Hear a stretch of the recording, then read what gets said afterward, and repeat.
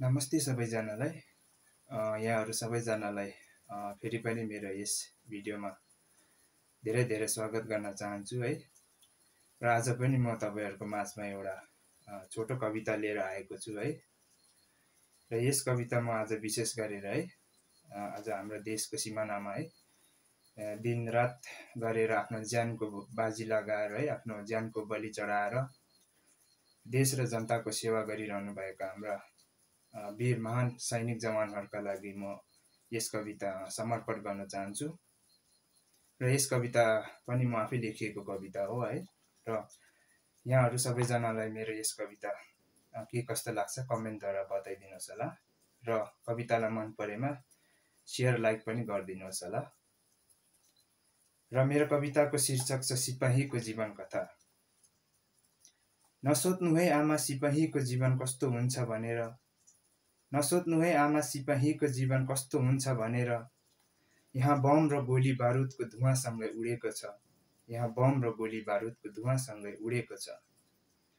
नरुनु है आमा मेरो तस्बिर र बाटोहरू हेरी, नरुनु है आमा मेरो तस्बिर र बाटोहरू हेरी, सिपाहीको मरण र जीवनको छैन है कुनै भरोसा, सिपाहीको मरण र जीवनको छैन है कुनै भरोसा।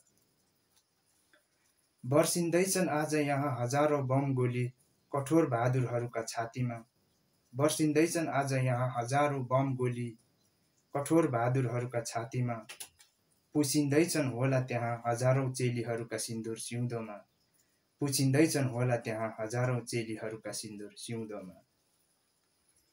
चढाइदिन्छौं यहाँ आफ्नै ज्यानको बलि जन्मभूमि र जनताको खुसीमा, चढाइदिन्छौं यहाँ आफ्नै ज्यानको बलि जन्मभूमि र जनताको खुसीमा, ठोक्दैछौ गोली यहाँ दुश्मनको छातीमा जन्मभूमि र जनताको खुसीमा, ठोक्दैछौ गोली यहाँ दुश्मनको छातीमा जन्मभूमि र जनताको खुसीमा।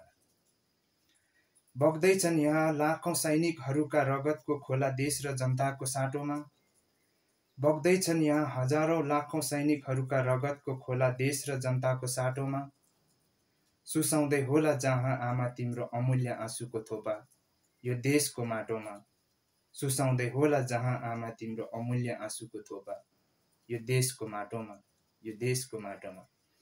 धन्यवाद। र यहाँहरुलाई मेरो यस छोटो कविता के कस्तो लाग्यो है कमेन्टद्वारा बताउनुहोस् होला।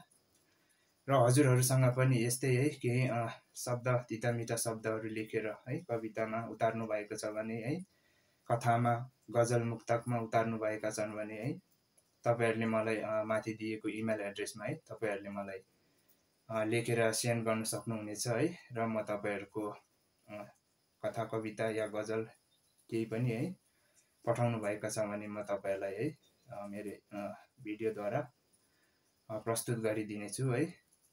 र आजलाई यति नै भन्दै है यस छोटो भिडियोबाट म बिदा लिन चाहन्छु। धन्यवाद।